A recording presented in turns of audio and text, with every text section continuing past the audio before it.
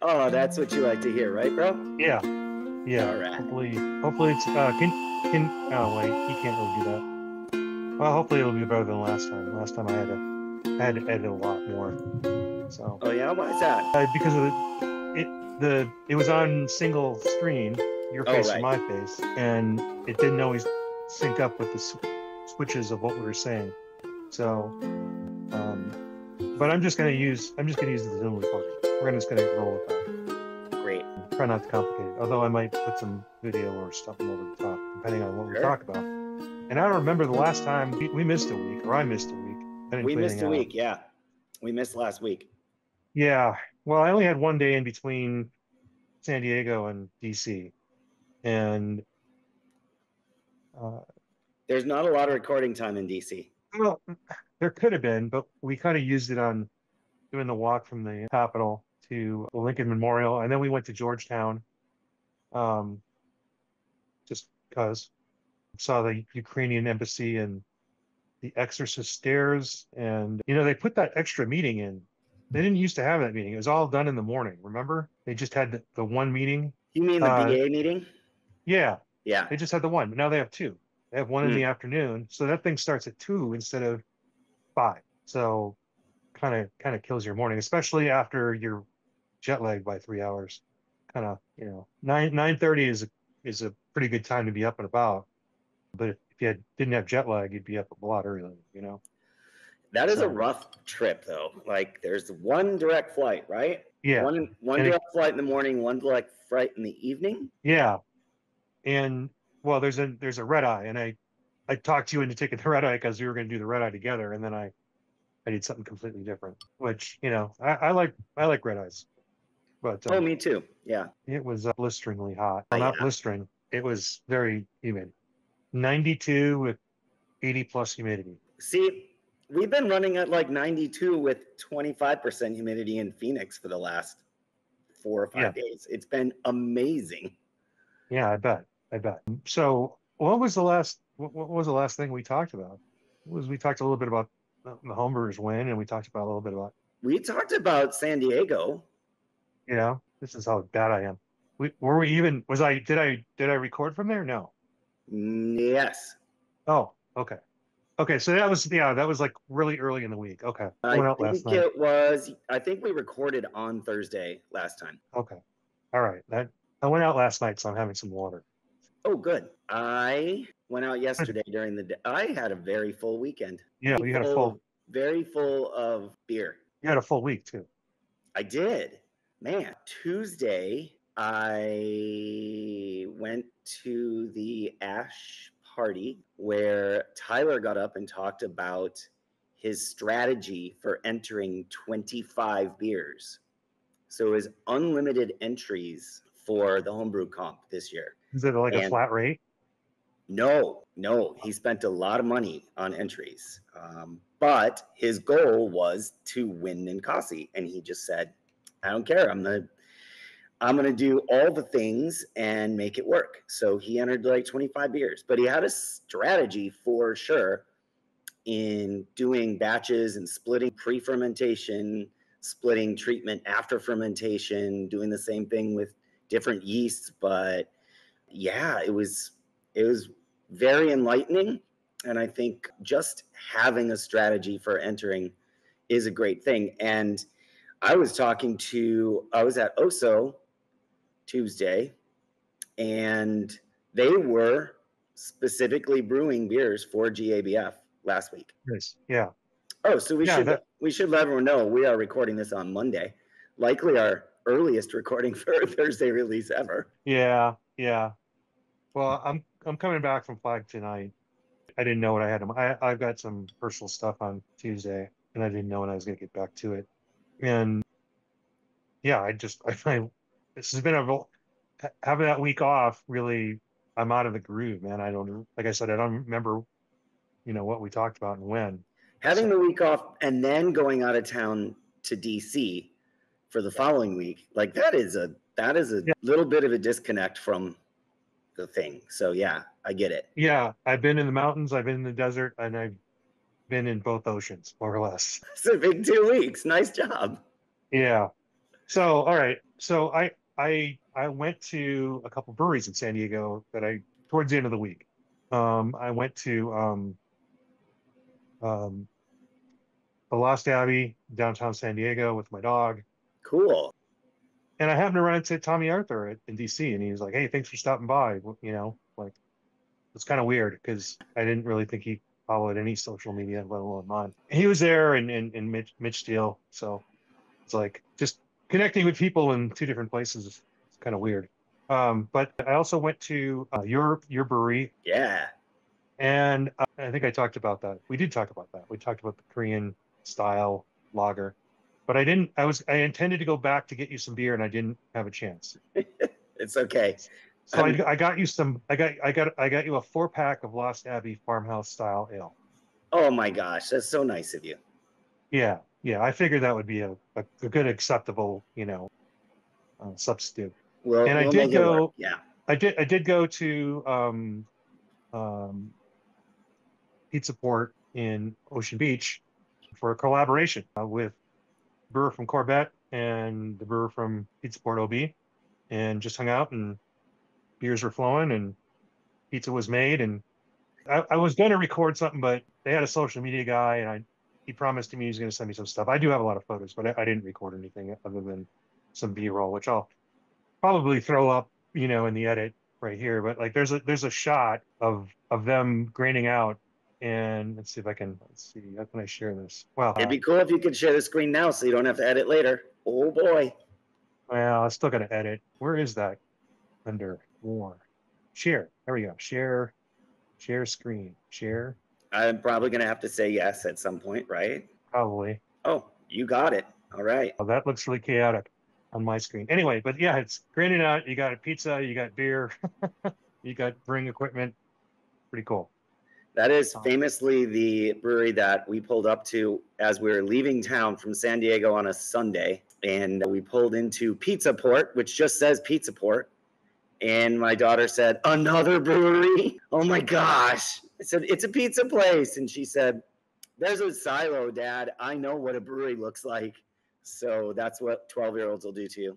Yeah, I think I had about 20% of my calories for the whole week at Pizza Port because I did eat a lot of pizza there. Awesome. It's good pizza. Yeah. And they have 30 beers or something like that and some guest beers. So, cool place to hang out. Yeah.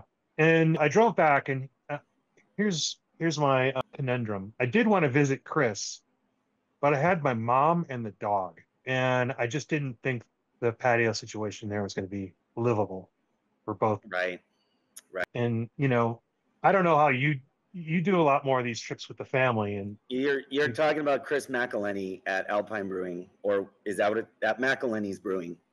No, I'm talking about Chris Wheeler at okay. Prison Hill. No, I mean once you only go to McElhenney on the way in, you don't go on the way out. You because it's too close. You're just like, right.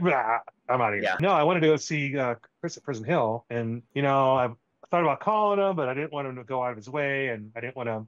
I don't know, like I didn't know what to expect. It's been a while since I've been there, and I haven't been there with a dog.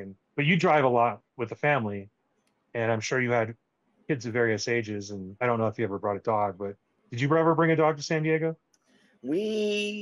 I'm gonna say we brought a dog once. No, probably not, because we just spent too much time at the beach and going to Legoland and stuff like that. So, nah, I don't think we ever brought the dogs. I will say that the Ocean Beach Dog Beach is not your ideal beach, but the Coronado Dog Beach, that's pretty good. But Cool. It's right against and it's pretty far away from the Del Cor, like 2 miles probably. But you can walk it if you wanted to, but you can't walk a dog that direction. So you're stuck next to the Air Force Base. But yeah, it's just a difficult, to break up a 6-hour roughly drive. So we stopped at Mr. G's. They have their world famous bean and cheese burritos. Get written up a lot. They do have a little patio area, but I didn't have time to bring the dog in. So I tried to pre-order in the car, and it didn't work out. And so I went in there and just grabbed a bunch of stuff, and we ate in the car and let the dog run around at the library because it's grass and it's got trees. I just wonder what people's strategy is for that. Road trips in the heat.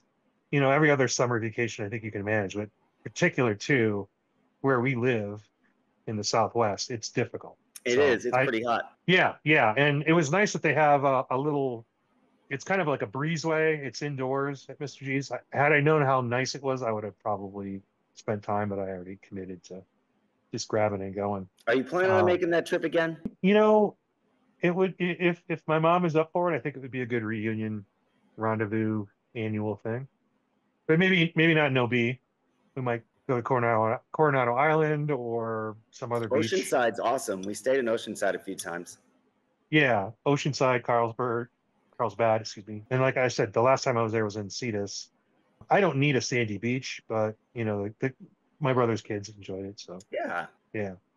But we'll see. We'll see. It's just that we had to be somewhat close because of the dog and Brenda being able to go back and forth to work and stuff. So we'll see. I know I had extra room. If I would have given you a heads up, we could have accommodated you. Would have been fun. It's very kind of you. Thanks. Yeah, my mom would have driven you guys nuts, sure. Would have been amazing. Anyway, I had a day to do absolutely nothing and pack.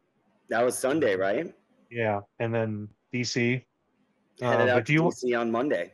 Yeah, when did your conference start? You did the governor's conference. Was that Tuesday through Friday or Wednesday through Friday? Through Friday. Okay. I thought it was going to be Tuesday through Friday. I did have to drop off beer on Monday. So I had 5 breweries that shared beer. I brought 3 cases of each beer, and I got 4 total cases back, including a half a case of a sparkling rosé from Dos Cabezas in can. Nice. So a couple 6-packs of those ended up with my beer, and I was not sad about it. Nice. Who sent beer? Huss sent Ruby Red. Greenwood sent Amera, their hazy, that's 3.2, which is nice. Nice.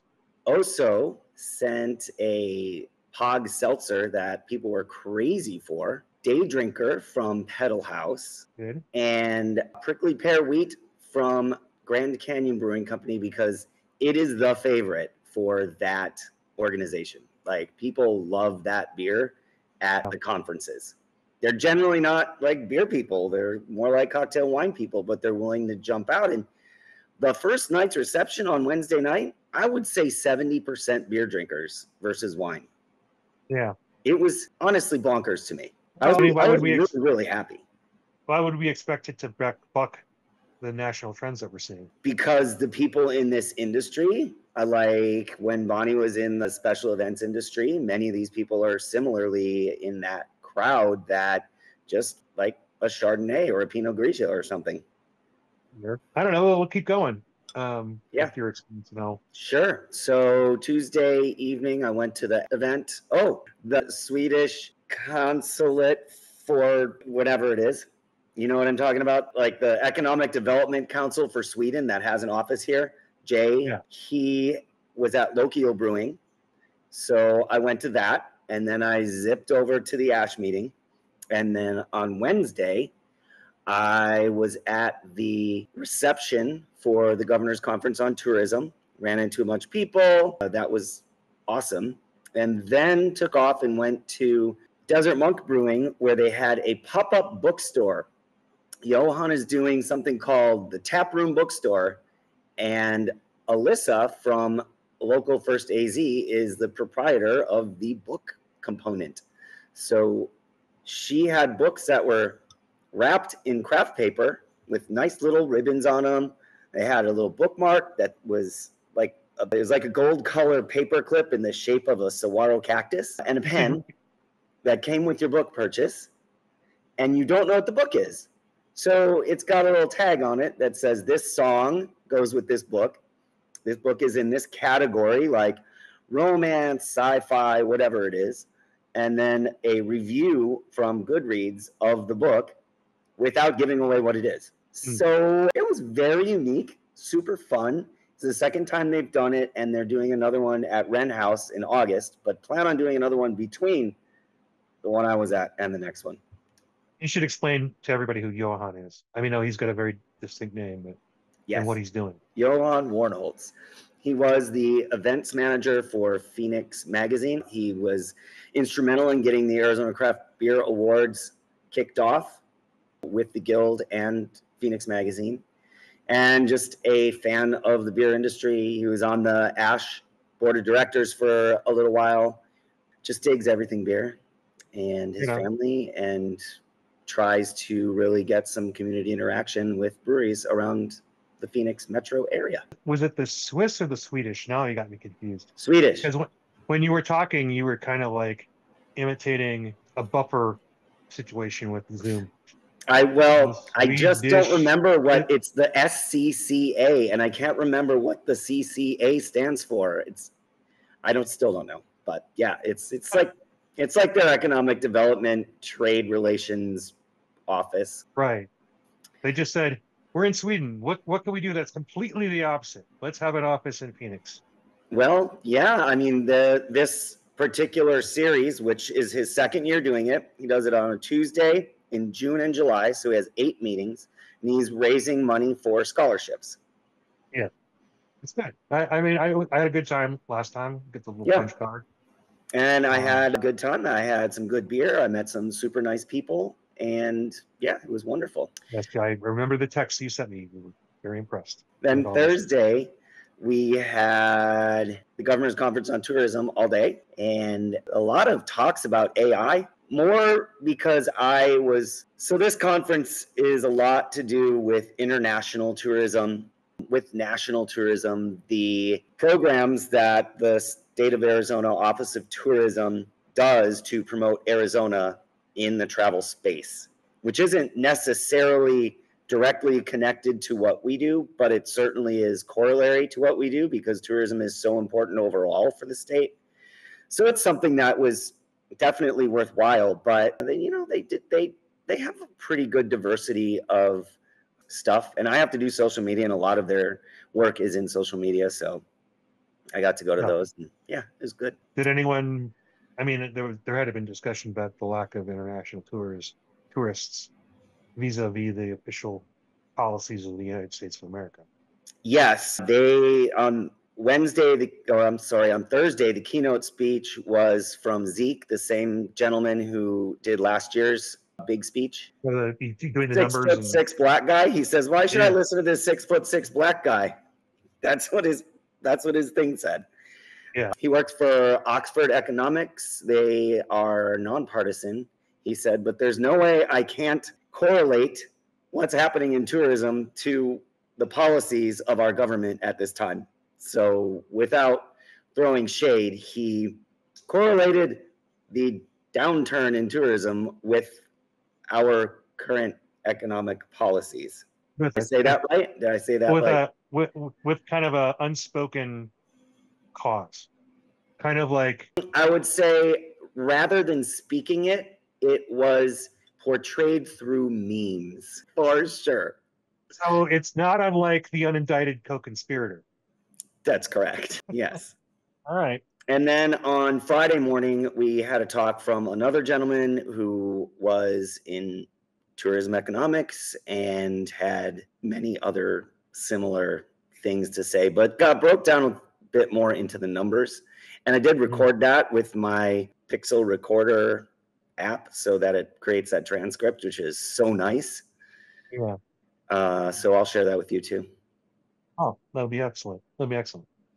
So that was your week, and then let me tell you on my week. Oh, I'm not done. Talk about your weekend. Oh, you're not I'm done. Not quite done. So Thursday there was another reception afterwards. I was there for a short time, and then I zipped over to Desert Monk for my trivia hosting.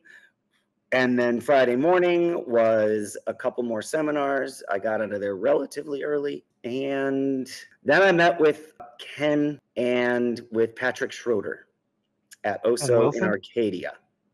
Ken Wilson, yes. And he's getting ready to go to his trip to London. So mostly that's what was going on with Ken. Oh, did you plan on meeting both of them there, or was that kind of random? No, I just hit Ken up and, his mom's had health problems, so I've been in touch with him quite a bit. Yeah. So I just let him know I was done with conference, and he said, "Oh, I'm meeting Patrick over at Oso Arcadia. Why don't you swing by?" So we did. Okay. Yeah, you just reminded me I was supposed to send him some Guinness picks when I was, like when we get together, we usually have a Guinness at a Irish, and we haven't been able to do that for a month now. And so when I travel, if I have one, I send them a pic. So that kind of like is the surrogate for meeting together. And I had a few, as you know, our former national government affairs director from the Brewers Association has now moved on to Diageo, with of which Guinness is a part of. And they are on board with the agenda of the BA this trip. So she did come to some of our functions, Katie Maristic, and she did buy me a Guinness. And you know me, I drink the beers of the people I'm with, or you know what I mean. I don't always choose my. I don't always look for a favorite per se. Your drinking is not siloed into a particular bent all the time. Right, right. Yes. So, and we also went to the Dubliner. That makes it, that sort of forces the issue. Appropriate. Yeah, for sure. The Dubliner, among other probably TV shows and movies, was recently in an episode or two of the Apple TV series The Silent. So, and a lot of people, when I told them that, they were like, "Oh my gosh, of course, yes, it was in DC. It's an Irish pub, and it's right down the street. They pan out, and you could see the Capitol, Yeah. which you're familiar, and that's right next to McWill, Emery, and whatever, Yeah. our former national lobbying office, no longer.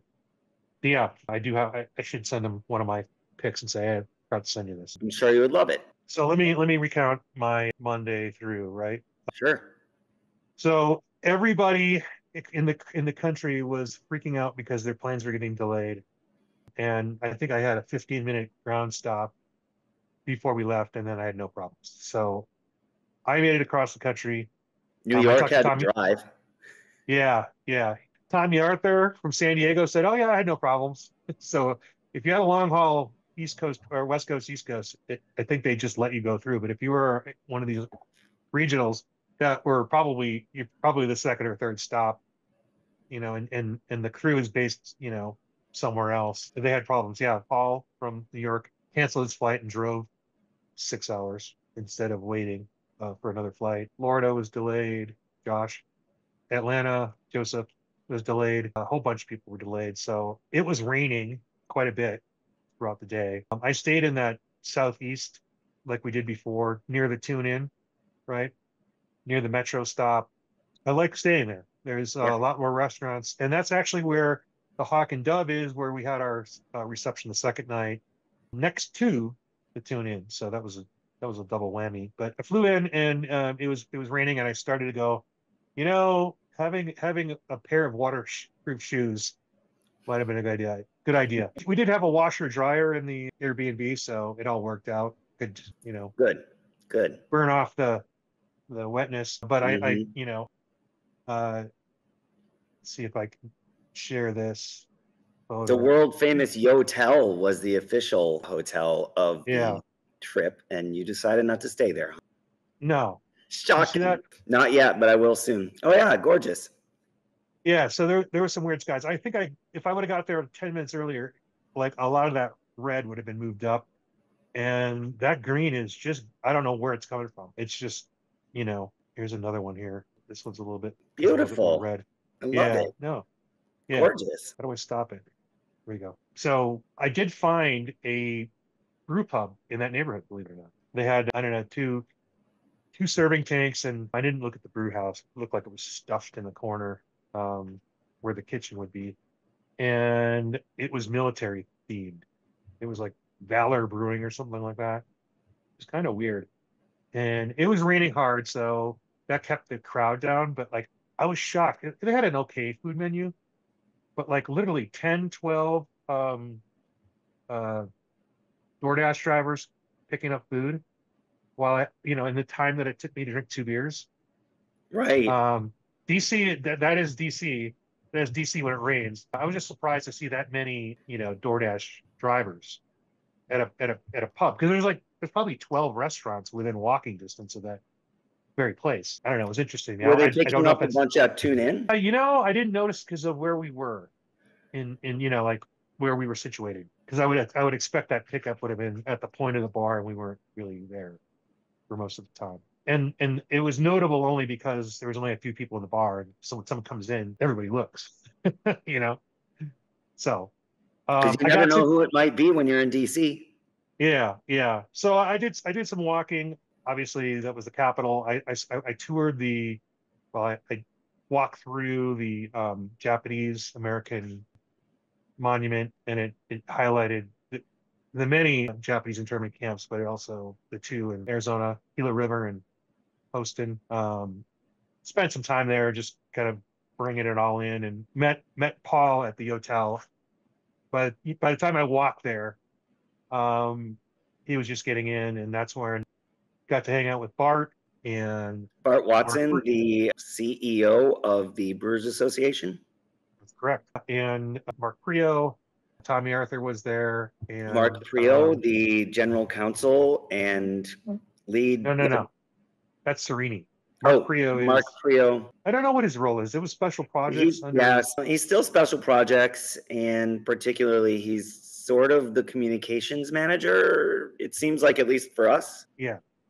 And Scott Graham stayed out late many nights, which you missed. I'm sorry about that. Scott Graham is the executive director from Michigan, and he would be the longest tenured executive director in the country at this point, and with no signs of slowing down, at least in the 3-year time horizon that we asked about.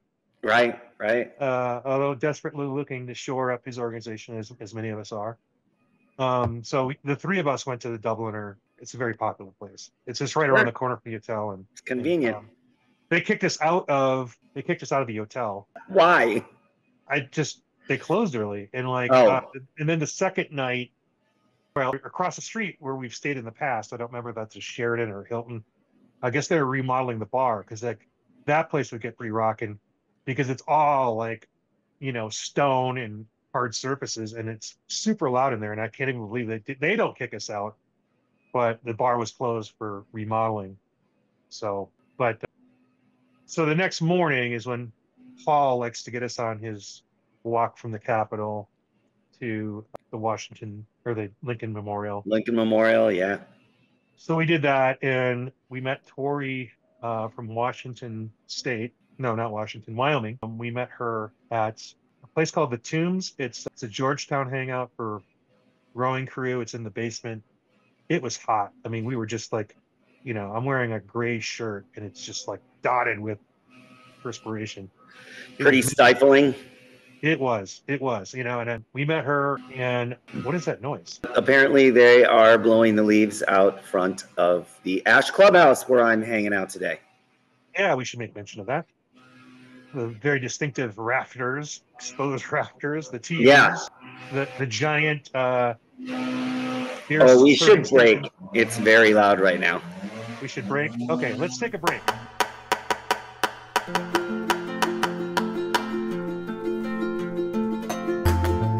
Arizona is a wildly beautiful place, brimming with over 100 brewing companies. I'm Rob Fullmer, the Director of Government and Community Affairs for the Arizona Craft Brewers Guild. I'm joined by Executive Director Andrew Bauman.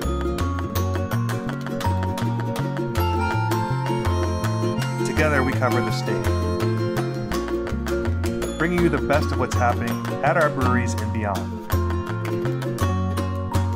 Welcome to Arizona Beer Frontier. I still have my weekend to go through. I'm only on Tuesday. I know. It's all right. It's been a while. It's a lot of content. I actually had some prepared things, and I don't know what I did with them. They were like stories I read. I think I might have sent you some. I just send all of those things to my own email or to my own text message. And then I go, oh yeah, this and that and this and that. Yeah, they have a whole entire app called Keep. They have other apps too. Okay. Well, I do the same thing. I text archive. I know. I for a while when I was using my emails, I just kept delaying snoozing my emails, and then they would just arrive at the right time, like the day I needed them. Anyway, I have to tell you the story. Well, first of all, these are the two beers I pulled out. I've got the Rent House Pubber, which is a nice, mild, 3.0%, and Tom Allen, friend of the pod, who I don't know if I haven't seen. He's here. I don't know why he hasn't accidentally popped out. I told him when he went to Costco to get a Kirkland Lager because it is the 2023 it's a World Beer Cup winner, but on the label here, it's 2023 Great American Beer Festival gold for Munich Style Helles, made by Deschutes, entered as Prinz Crispy. There's the Very nice. That is definitely a picture beer. of a medal. No, I know that they were passing it around at Ash a few weeks back. They were like, "Wow, have you tried this?" I'm like, "Yeah, it's pretty good." I have the Ash Pale. In a So lumberyard when I glass. was here for the meeting, all 7 beers that won medals were on draft. That's pretty unique. That's pretty cool. That is cool. That is very cool. So yesterday, I came up here to we ordered some new blinds, and I was putting up blinds, and I was on the last blind, and Jill got me this beer because I asked for it. And I'm putting up the blinds, and the beer is on the windowsill. And I don't know how it got knocked over, but it got knocked over. And I saved it with my leg and trapped it against the wall, except it was at a 45-degree angle downward. And it was glugging out. And I said, I couldn't let go of this. And I was like, "Hey, someone help." And they couldn't figure out why I was yelling because they didn't see. And it was just glug, glug, glug. Yeah. So I didn't have a full one. So this will be a full one. I only had a partial because it was all over my foot, got all over the wall. It's probably one of the worst beers to get on the wall. I wouldn't want to drink it off of a wall. No.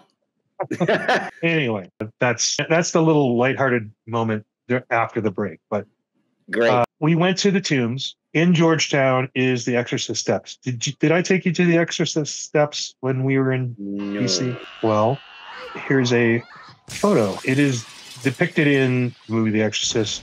One of the protagonists falls to his death on the stairs. Anyway, you've seen the movie, correct? Yes, I've seen the movie. Because there is an age that many of our colleagues are, and they don't know what I'm talking about. Right. Right.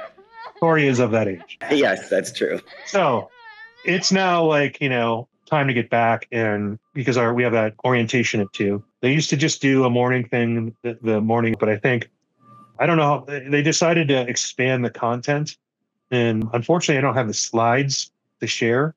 But it was another dive into what's going on in the beer world, and once again, Lester Jones from the National Beer Wholesalers Association is, "Hey, I don't believe in this generational bullshit. We're all like, there's not much difference other than the amount of money you currently make. That's really all it is." He's like, they don't drink differently. He's not buying it. He's showing the numbers, and that got some people upset because they believe in their heart of hearts that there is a difference, and that they need to somehow change course. And I get that. There are a lot more business owners, but I was open to the idea that maybe he's correct in some level, and maybe they're also correct on another level. It certainly doesn't hurt to address the needs of a different type of customer, as long as it doesn't come at the expense of your other customers. And I don't think that's what's happening when they talk about adding things that might interest younger people or different populations. But that was the long and short of it. He maintains that, more or less within statistical variations, we drink about the same amount of alcohol. Now, we are drinking them differently. We are drinking more spirits. And there was a graph that Bart put up that showed that of all of if you could classify yourself as a craft beer drinker, a wine drinker, an RTD drinker, a spirits drinker, guess who is the most promiscuous of all? Oh, I bet I know. It's the craft beer drinkers, right? Right. So this is when you put up. They like flavors. They just want flavors. Give me it wherever I can get it. Right. They also are used to spending a lot more money for no good reason. Like I want a beer, but I'm going to order 2 because I want to try both. How many times does that ever happen? All the time. Yes. So, that's when we put up the Taylor Swift, "It's Me, I'm the Problem," or whatever what is that? That's right. Thing? Okay. I'm sorry. I'm trying to appeal to a different You're doing good. You're doing good. So I wore the Tariffs shirt, and for the life of me, I don't think I have a picture of myself in it, but I'll try to find one. a lot of people took a picture because Bart literally called it out. Says, "Hey, when we're done with this, everyone take a look around shirt. It's like a band shirt, and it is totally the Primus geek cred shirt." And I explained it's Scotland's to come from the Cato Institute, which is a libertarian think tank, which is not necessarily a group that I endorse on the whole, but I do remember in my poli-sci days in college, and they were a frequent source, material for different things. And I think a lot of people characterize themselves as libertarian, but if they are okay with these tariffs, then I think you're at odds with fundamentally what libertarianism is when it comes to economic issues. So the whole purpose of that shirt, by the way, because at speeches people would wear "I love tariffs" shirts, and he's like, I can't understand why you would have that sentiment. So he explained exactly what tariffs are and what they're not, and it's essentially not only do they not work, they also don't accomplish the policy aims that they intend, and they're exceedingly disruptive and harsh. I don't have Yes, the I've heard that it's a at mouthful. the Governor's Conference on Tourism as well. Yeah. So they did the presentations. Everybody, it's one of those presentations where like, yeah, we're going to go long, so it was supposed to be done at 4:30, and it was like 10 to 5, and we're supposed to be at Lost Generation at 5 o'clock on the other side of town. Nobody cared, So what's on our agenda this time around? I think I sent you the text. The Cheers Act is off the table for now. It almost was placed into a moving bill, and it was placed in a moving bill, and the Senate took it out because they didn't want any extra baggage. It's the Genius Act, and it has to do with tangentially crypto. Yeah. And so our issues are the USPS Equity Act, allowing United States Postal Service to ship beer where it is legal in the state. And that is something in Arizona that would help us with shipments within the state. It would attract those carriers who, for whatever reason, even though legal, don't give us the time of day. If the post office started carrying some of that weight, then they might be compelled. And even if they don't, we'd have a solution. So we are. I did have some discussion about that with our board last week. Yes. We are asking for full funding of the TTB. Not so much a huge issue for Arizona because we don't necessarily need to do labels. It's a good idea. It's a great practice. I think somewhere down the line, if someone raised us think about it, we could lose that argument, and the liquor department could just sort of write an edict saying that we need to. It's just one of those things. So it's a good practice, and just so we're not running afoul of those practices. It's important for formulation to get approved ingredients. It's important for licenses, which don't occur all that often, but often enough that you would hate to have your license delayed. And right now, formulas happen all the time. So formula is when you're when you're adding an ingredient that is not on the pre-approved list. And a lot of breweries use those ingredients all the time. And every single time that they come up with a new beer, they have to have it approved. They have to get the formula approved. If they're putting, guava, those things have to be approved through the TTB.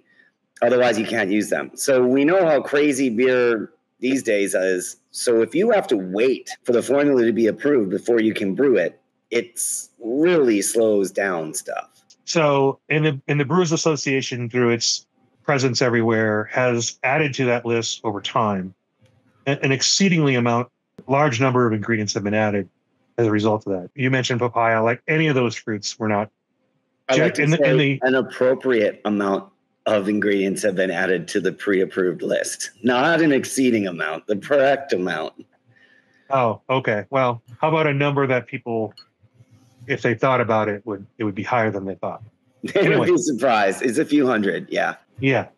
And it doesn't matter that you can buy it in a grocery store or whatever. It has to go through all the hoops, right? My camera just seems to be going down. What else? We are in support of the Credit Card Competition Act, which is the required addition of a third party or a third credit credit card processor by banks. It is anticipated that 10 to 15% savings would be seen by some of our operators, and we do a lot of card swipes. I mean, like it's rare to see cash these days, and it's happening. So that could be of some relief. We are obviously against tariffs, and as a strategy, we are not backing any legislation to change because they're not supported by the majority party, and it's kind of a non-starter. So we are using our storytelling ability to put pressure on our representatives and senators to communicate to the president that these things need to be changed as it pertains specifically to canned stock. And in general, when you put tariffs on the inputs of products, you're basically saying we're punishing the manufacturer of that good within the United States. And we're saying, go ahead, other countries, you can get this cheaper. You can kick our ass in this industry. So that would be stainless steel, copper, aluminum, those kinds of metals. Oh, wait, Rob, I thought it was to encourage more manufacturing in the United States. Well, as an example for aluminum, they have the ability, and they have plants that they have closed because the energy costs, if you're going to spend money on energy, burning bauxite, which is basically melting dirt, is not a very good use of all that energy in the United States. It's better to have some of that offloaded outside the country. Now, there are larger breweries, and this is where Diageo comes in and some of our NBWA friends and larger breweries who are committed to buying exclusively American canned stock for cans, with the proviso that there might be some carve out. And that's what the focus of this is. So a couple of things. One is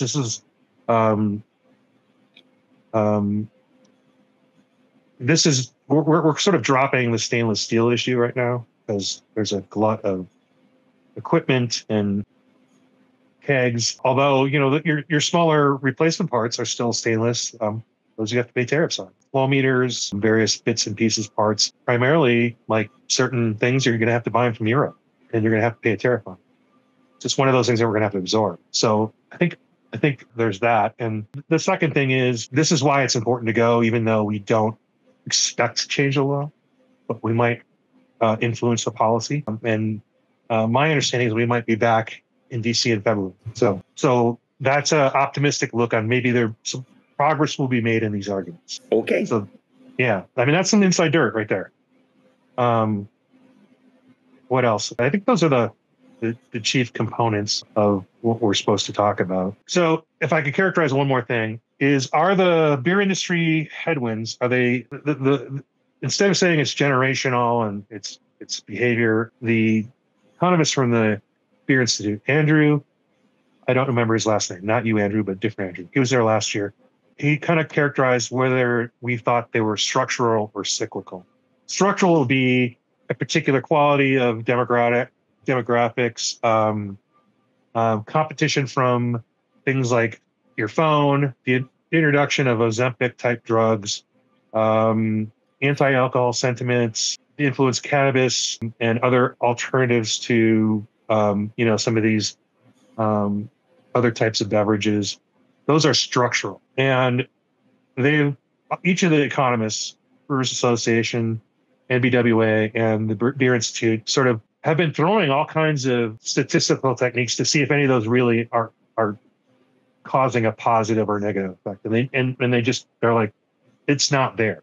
Or if it's there, it's a 3 or 4 factor thing, and it's completely not possible to tease out at this point without enough data. So they're leaning towards cyclical, and that's for consumer sentiment. So, we can talk about the stock market doing well, but I think people are still expecting it to not do well. There's what's happening in the market and what people's perception. There's inflation, which, those are the things that, that caused our inputs to go from 11% up from 11% to 65% over 5 years, the cost of our goods production. And, I'll say it, global warming, weather events. I mean, I think, when you have an entire swath of the country taken out by some natural disaster, that does influence people's behavior. It affects the way that people consume. Yeah, for sure. As an example, we lost the north rim of the Grand Canyon, with which there were 450,000 annual visitors. We had a huge presence of Arizona beer there in that lodge, in those grocery stores. Is it going to put anyone out of business? No, not directly, but it is a huge hit. Like, that is not replaceable. It won't be replaceable for perhaps a decade. So those kinds of things. So they're leaning towards cyclical. Does that answer? Is that better? Is that worse? Yeah. So, and that's where, Lester was like, we should stop fixating on this generation. It's not really constructive. So, and then we went out. We went out to the lost generation, had some beers. They were good beers, and they had some food, and kind of just hung out and did our thing. And then we went to a dive bar. We went to the Pugilist, the pub. No air conditioning, but we stuck it up. We stuck it out for like 2 hours. I mean, good company can make up for lack of air conditioning. That's true. Yeah. So our meetings went generally well. All of the items we talked about were pretty well received. We went with Big's office. That was added. Siscomani's office. Andy Biggs from the Chandler Gilbert area. Juan Siscomani from Tucson. Yeah. Representative Ansari, which was downtown Phoenix, which was Ruben Gallego's old district. That's a Democratic one. We met with, I met with Stanton. He was a 5-minute meeting because we were just in sync and we just had seen each other. That's wild because generally, like, isn't he like a little bit longer? Yeah, just hanging out, but like it's a busy time for them right now because they're about to go into recess. Yeah. So they had some votes going on. So our schedule got tossed upside down several times. So we took a couple occasions to, like, in one case we were next door to Schweikert, and who we did see, and we were able to just go like, oh, we'll see, we're 4 hours ahead. Let's just see if they're available, and they were. So that's actually how we got to Biggs. And who's we? Is this you and a mouse in your pocket, or? Yeah. Well, we did split up. Did you tell anyone who we is yet? No, I'm getting there. You're getting there. Okay. When I say we had two gentlemen from Mother Road, Michael Marquez, and his business partner, whose name escapes me. He was very quiet, but friendly. It can be a little intimidating the first time that you're in a senator's office. Yeah. That's true. So when we met with Big's office, he was a new legislative director, and he was very excited and genuine. And that's not always been the case with some of the staff at that office. So I'm having a flashback to last year, hanging out in the hallway. Yeah. Well, that in this case, I had to drop out of a meeting to get to our next meeting, and my understanding from Michael was, as soon as I left, they were very, and then what, and they just wanted. And we did get to talk to the member, Schweiker, and he was all about root beer because he doesn't drink beer, and talking about Scottsdale and coffee houses, and it was all cordial. But like when it came down to the policy stuff with the director, it was like, well, credit cards, we think that's a long-term solution with blockchain. And like, well, maybe someone will also be around for that kind of thing, So it warrants further discussion, which is what we'll do, because maybe we just got off on the wrong foot. My point is, for the new guy, we managed to get gallery passes, and we sat in the House of Representatives for a while. Cool. And we found a new shortcut out of there. We nice. hit the underground tunnel. First of all, you can get escorted there because when there's interns, they can just stick an intern to walk you all the way into the Capitol. That's a great tip. The second thing is you can leave by going through the tunnel to the Library of Congress and going, oh yeah, I'm not going to go. I want to go out. So they'll let you out there. So you can stay underground as long as possible, which is key. Out of the rain? Out of the heat and the oppressive humidity. Because you're wearing suits. Yes. So I recall spending $30 on a 5-minute Uber because there's no way we're leaving the tune in comfortably and getting over our meeting, and we're not making a 20-minute walk and freshening up in the bathroom. Like, no, we're just going to take an Uber. It's worth it. So many beers were had at the tune in. afterwards. It was the de facto hangout the last couple of years. By the way, I was sitting at the bar, and I've always known it to be a Democratic hangout in Arizona occasionally.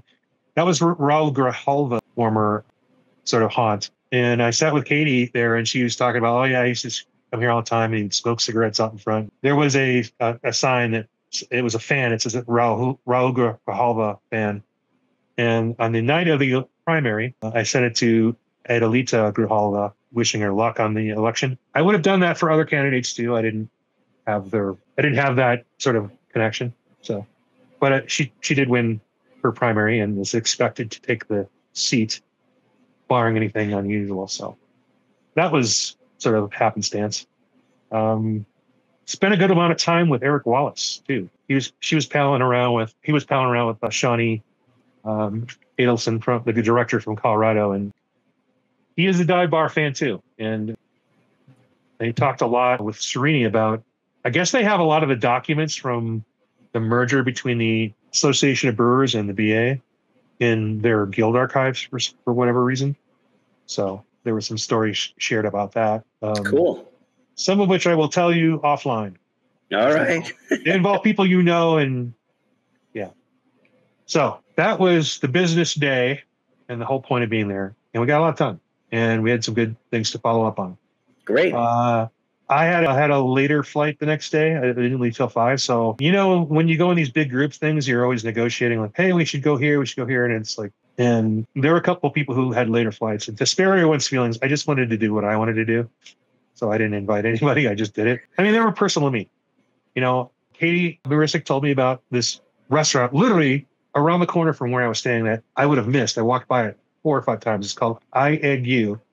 And they have some sort of Korean cuisine mashup with breakfast. And I had this wonderful bulgogi and scrambled eggs with milk bread sandwich. It was amazing.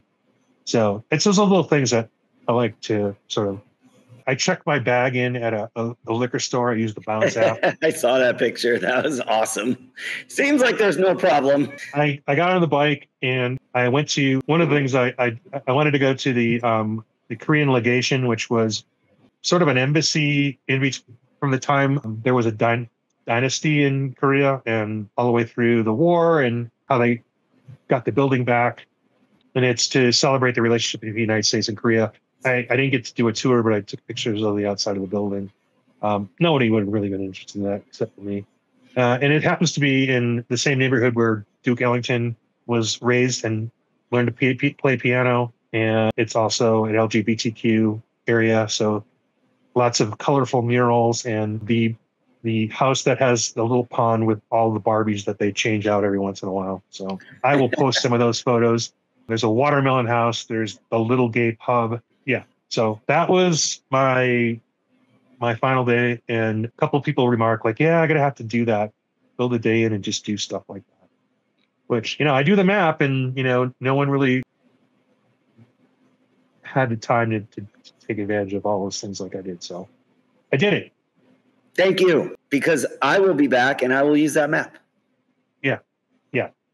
So your weekend, sir. All right. I did nothing. You got on the nothing this airplane. weekend except What day I did nothing. that you got on the airplane? On the way back? Yeah. This would have been Friday morning. Friday. And then Friday evening I got in. Saturday morning I left for Flagstaff. And I really didn't. Oh, I did go to a social with the Mountaintop Mashers. I went with them. And I went to a few bars on my own on the bike. That's about it. That's not really. Yeah. And then you had house maintenance to do. I get it. Yeah. Yeah. Lines to put up. We had to replace a fuse about that big in the back of our oven because it's a safety fuse that apparently if you use the self clean and it gets too hot, it'll just circuit break. That was like 2 hours for a $7 part because you have to remove the entire oven. So. And it is not a stove oven built-in concept where you can just roll it straight out. No, it's mounted to a cabinet and yeah. So my Saturday. Yeah. Yes, I will turn it over to you. So I am focusing on the promotion part of Promote and Protect Arizona Craft Beer. And with that in mind, I have been going on to Facebook and Instagram and searching for community events that our breweries are doing. So it's one of the favorite things for me about the industry is that we are so involved with the community that we're always supporting people and organizations in need. So I want to highlight that when our members go out of their way to help with things, which is constantly. Now, the only way to know about them is to go on social media and find out. Each individual brewery. Yes. And so you're trying to make that easier for everyone else by just going to us to get that clearinghouse of information. Yeah, it's always been a goal. Always been a goal. Hard to do. I have gotten through Harbottle alphabetically as all of the social media accounts that I'm positive the guild subscribes to, because breweries come, breweries go. They lose their credentials and they start a new account. Yes, that happens. So you have to go through and update those things and then also note them like, okay, I got on both, or they only have a Facebook or they only have an Instagram. So then you have to go to both things and people don't tag us in them. So like we go and I have to look and just scroll through, and then I just can only get what the algorithm is going to give me.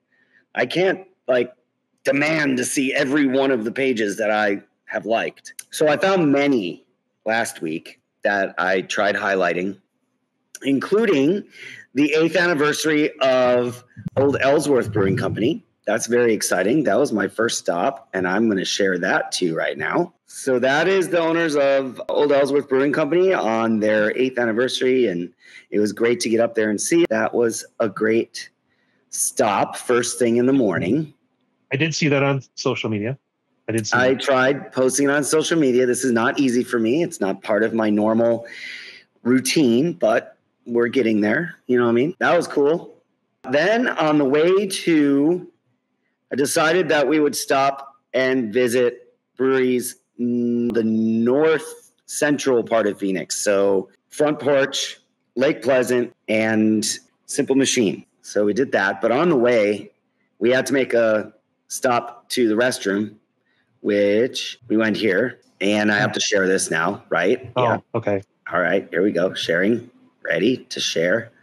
Chrome tab, photo, Google Photos, and share. So that will be popping up momentarily as it water brewing across the entire internet. Yes. The tap room, the Mesa tap room. Longbow tap room.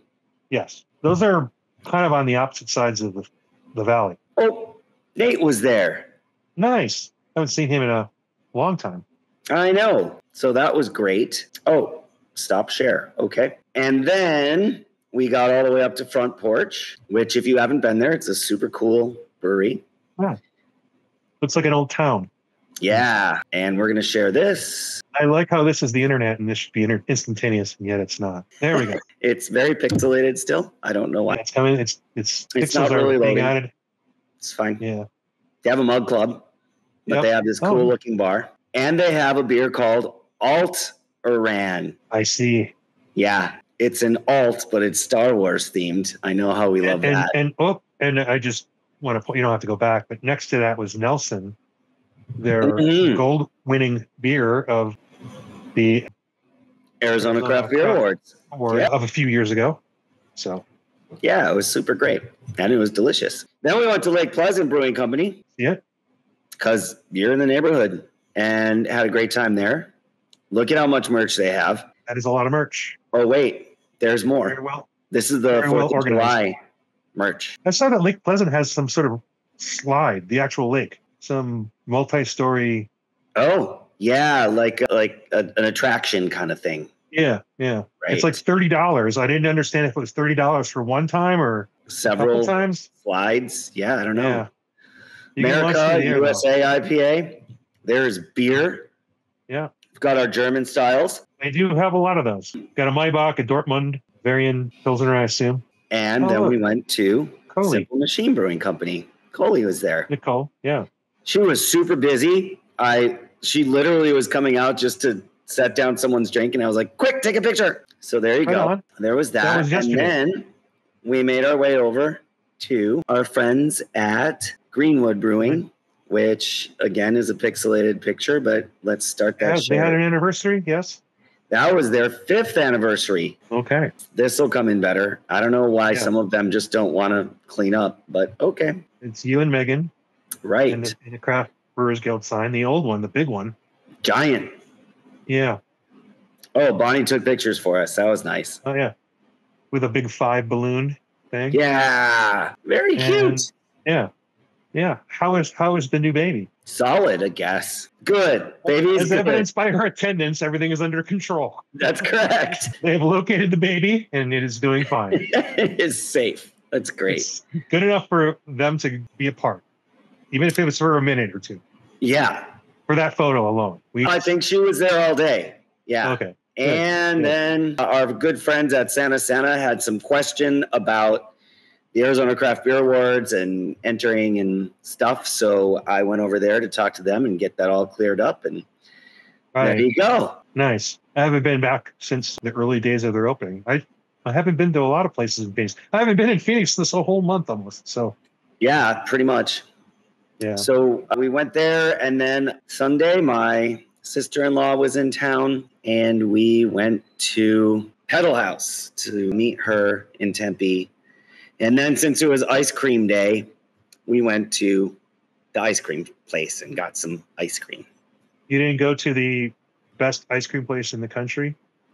I didn't. No, I figured it was going to be too busy. Yeah. And it's Novel on Grand Avenue. Is that correct? Right. And those little shacks, by the way, just to bring this thing full circle, those shacks are former Japanese internment camp. Really? cabins. I did not know that. 100%. Yeah. Yeah. So all those little studios and stuff, I think they were from the Gila camp. Don't quote me, but they were definitely, yeah. So they've been repurposed, and most people don't know that. And when you look at it, you're like, yeah, there's a couple of ice cream places that did well on that list. I didn't see the list, but I saw someone else say that they were on the list. Yes. I can't remember who it was. And remember when everyone thought Sweet Republic was the only ice cream game in town? So what was the one? Oh, yeah. Sweet Republic. Yeah. They're great. Yeah. I like that. And yeah, that's what happened. My weekend was full of beer value. I had some beers yesterday. I did the thing where I said goodbye to everybody. I said, I'm just going to get on the bike and just have beers at different places by myself. Great. So. Upcoming, I am working this week on the website and getting all of our allied members loaded in. So that's going to be cool. I've got a couple of phone calls with some people tomorrow. We've got a board meeting on Thursday where we will get our officers installed and our appointed members determined. Great. So I have all those. Great. And I think we have a BA call on Thursday. BA call, yep. And we've got that website thing's going to be a lot. So as soon as I get off of this, I'm going to be working on that all day today and tomorrow to make sure that we have a decent website that is not full of problems like it is right now. And I am not a web designer. I'm not a social media marketing person. I'm not a graphic designer, but I'm doing all these things. It's wonderful learning. Yeah. But you are a time-sensitive, skilled project manager. Yes. And I would let the board know when you need some help on some of those things. Right. Not me. No. I mean, if I need your help, I'm going to let you know, dude. I know. I'll weigh in, but I'm not going to. All right. So that's what I got. Great. Well, I will be in town for a little bit, but then I'm going to Scotland. So that will have to have I'll have to have some consideration. We do need to master this on the road thing a little bit better, or I do. So I've done content on my own. I just miss the interaction, and I feel like, like even if I were to do something, I would want you to at least, ideally, you'd watch it and we talk for a minute. Do a little voiceover. I don't know. But like you the might unboxing. I'm unboxing this video. Oh my God, look at that. Yeah. Jeremy Christini asked me to put some time aside to come down and do an interview with him. I anticipate that's going to happen next week. Yeah. I do have a trip to Salt Lake City coming up for a friend's birthday. So we already have some beer content planned for that Friday. It's a quick Friday, Saturday, Sunday, so not a ton of time, but have plans already. Excellent. All right. Well, I got to wrap this up. Indeed. And I got on a flight today at 6. So cool. I will see you. Thanks for getting together with me on this. We'll try. Good to hear what you got going on. Yeah. All right. Cheers. Oh, I have the lumberyard. That's funny. I'm in Phoenix and you're in Flagstaff. Yeah. You have a Phoenix brewery and I have a... Here, I'll hand it over to you. Oh. All right. Cheers. Here's me trying to turn it off. I can't turn it off. And we didn't say, hey, Rob. Oh, I know. And we didn't say Andrew Bauman. And we didn't do the taglines. Those are season 4 Easter eggs. Yeah. And then I'll talk to you later. Have a good one. All right. Stop the recording. Yes.